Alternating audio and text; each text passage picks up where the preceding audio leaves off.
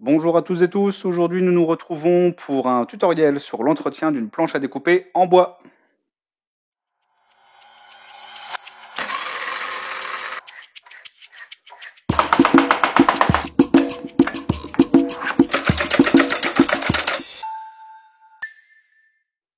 Pour entretenir votre planche à découper, donc ici c'est une planche à découper neuve, et en passant je remercie grandement mon voisin qui a tout le matériel pour travailler le bois.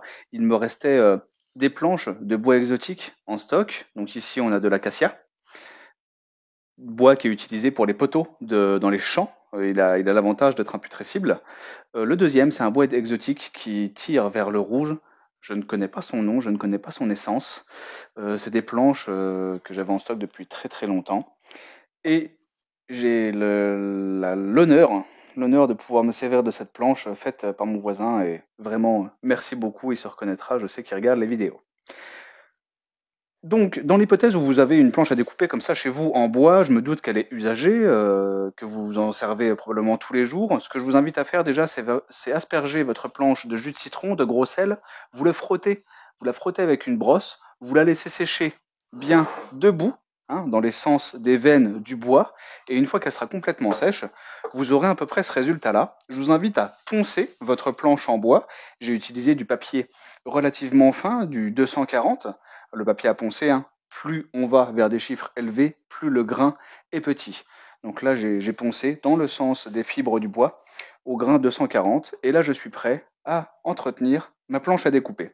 On va avoir besoin d'huile neutre alimentaire. J'ai choisi une huile de pépin de raisin. Très sincèrement, utilisez de l'huile de pépin de raisin, surtout pas d'huile d'olive. L'huile d'olive va sécher et coller. Après, celle-ci, non.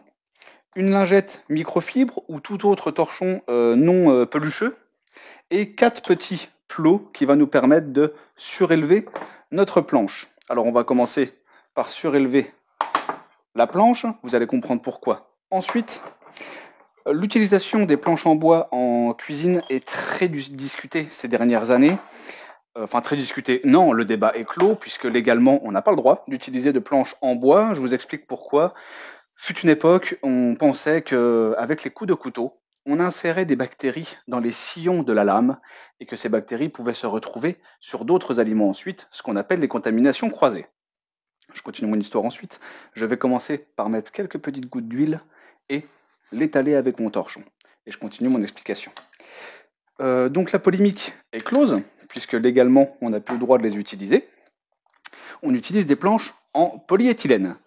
Mais il y a quelques années, une polémique sur le polyéthylène est apparue, comme quoi ce serait cancérigène. Alors, il y a des puristes qui nous regardent. Cancérigène, cancérogène.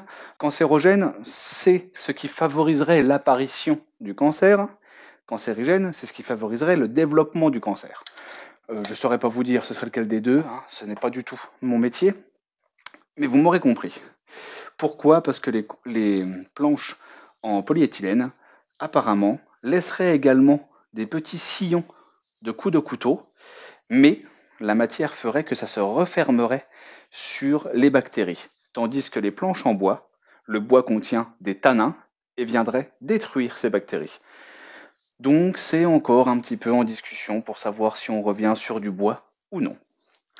Donc vous voyez, je suis en train d'étaler mon huile de pépin de raisin sur ma planche en bois. Tout de suite, on voit la teinte qui se change.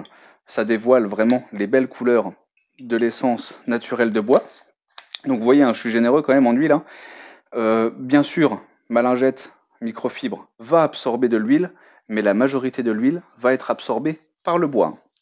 Donc je fais des petits mouvements circulaires pour être sûr et certain que toute l'huile pénètre chaque fibre du bois. Si ça coule sur les côtés, c'est pas grave, hein, tant mieux, parce qu'il va falloir faire les côtés ensuite.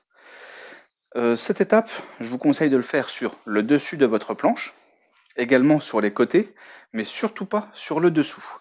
L'huile a l'avantage d'être imperméable, et si jamais on recouvre toute notre planche d'huile, notre bois ne respire plus.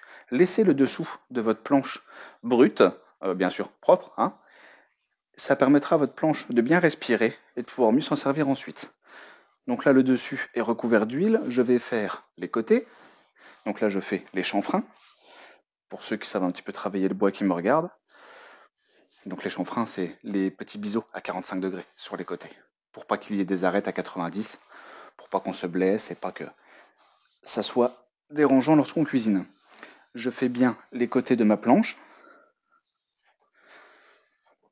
Je vais à nouveau passer un petit coup de lingette microfibre. Je vous ai précisé de ne pas prendre un torchon pelucheux. Pourquoi?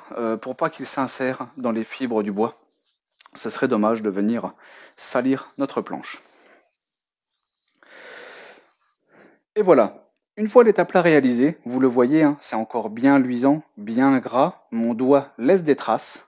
Si on attend un petit 10 minutes, un quart d'heure, toute l'huile aura pénétré dans le bois.